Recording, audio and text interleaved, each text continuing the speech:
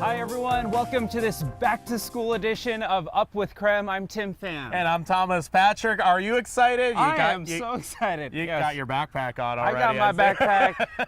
I'm ready for the day. That's actually just how Tim comes to work every day. Yeah. Actually, I carry way too much and I probably should bring a backpack every day. You're just like slumping back. Yeah. Oh, can you remember how many, like, stuffing your backpack full of books and being like, this is a workout just walking across campus? Sometimes I see kids walking to school and I'm like, do you need everything in that backpack? It's bigger than you. See, I did always try to pick the biggest backpack so I could put the most stuff in it. So that was really on me. Yeah, and then I caught on when the rollers were in style, and I was rolling around my backpack. Do you ever have the Heelys? I had the Heelys too. Okay, we got to get back on track, Thomas, because we have a lot to get to. That's we right. have live team coverage here on Up with KREM. We have Nicole Hernandez. She's talking about the stadium downtown. That has been under construction for quite a while now, so Nicole will give us an update on the progress. I'm here with Thomas at Flett Middle School. We're talking about back to school, the new middle schools, as well as some changes coming to this year in the school district. And we have Channing Curtis holding it down in the studio, tracking today's big headlines from the studio, and she'll also have an interview with Superintendent Adam Swinyard coming up in just a little bit. But first, we got to get you out the door with your back to school forecast, Thomas.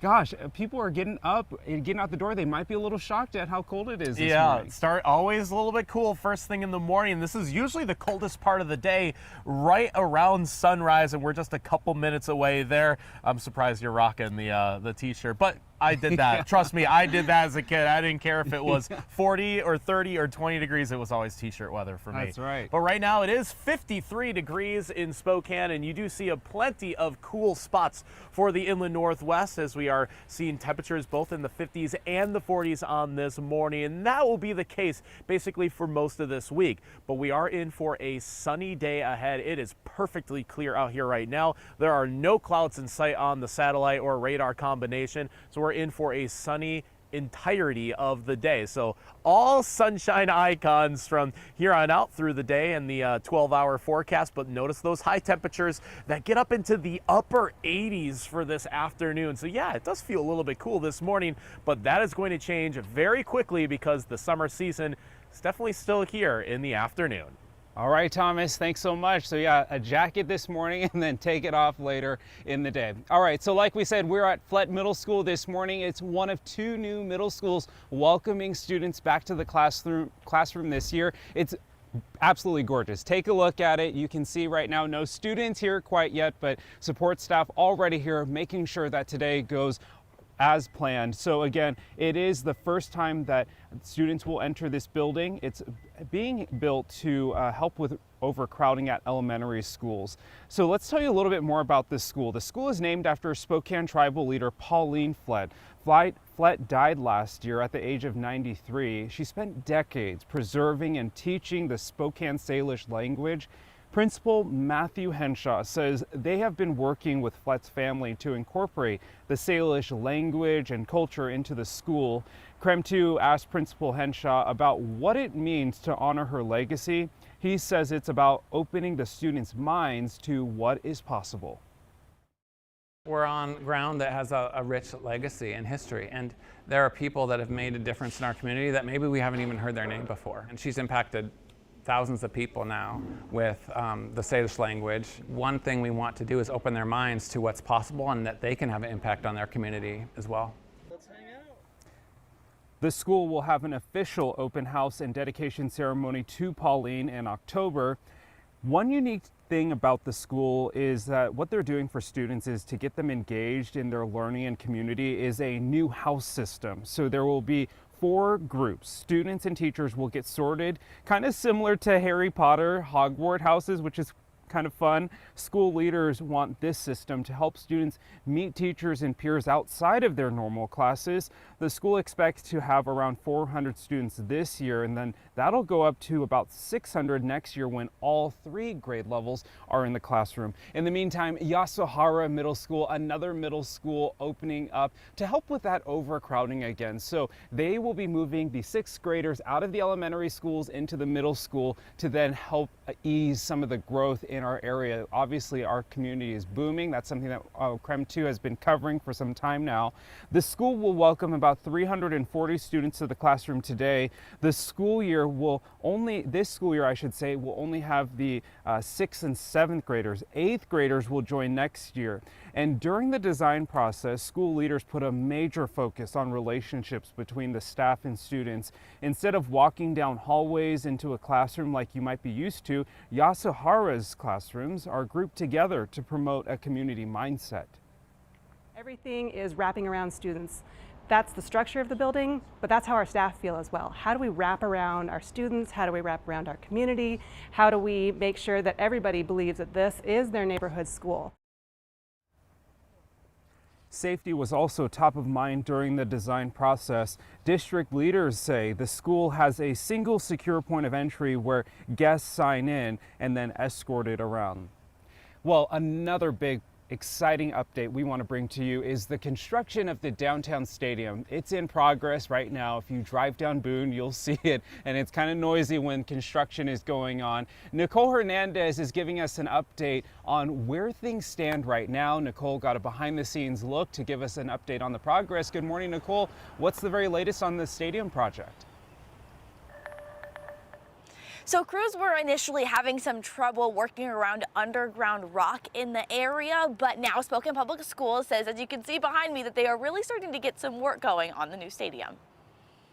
This may not look like much more than a dirt lot. What you're looking at is the base work for the stadium. But this is groundwork for the new Spokane Public Schools downtown stadium. This is the home stadium for Spokane Public Schools. It will be home for all 5 Spokane Public Schools high schools.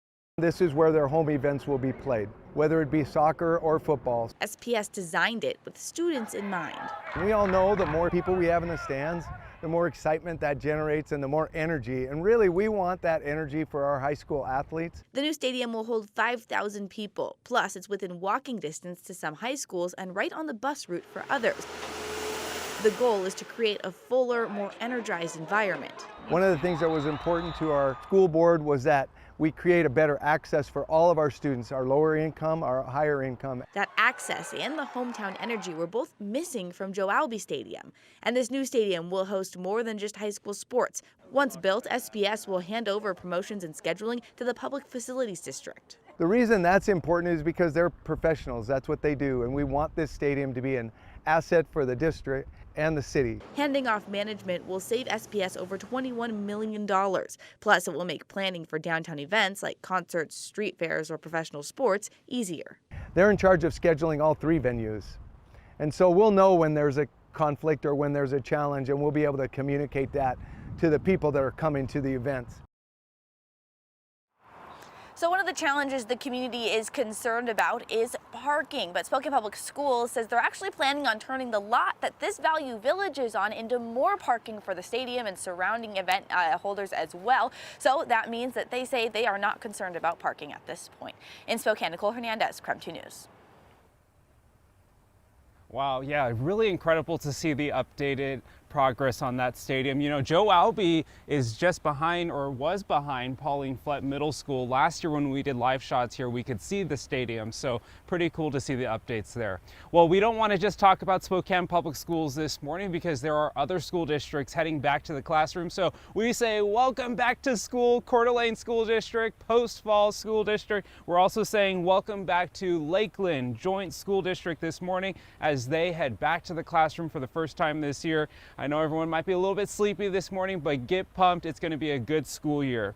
Also, one thing that we want to talk about is school lunches. School lunch is obviously something that has been, there's been some relief for that during the pandemic because of a lot of families were struggling. So the Coeur d'Alene Press reporting that the payment for school lunch, it's been on hiatus for 2 years, but now that school lunch is going to cost families a little bit more. For the last 2 years, the federal funding helped pay for school lunches, but the school board just approved a price hike during a special meeting last week. So elementary students will now pay about $63 a month for lunch, while middle and high school students will pay about $70 a month.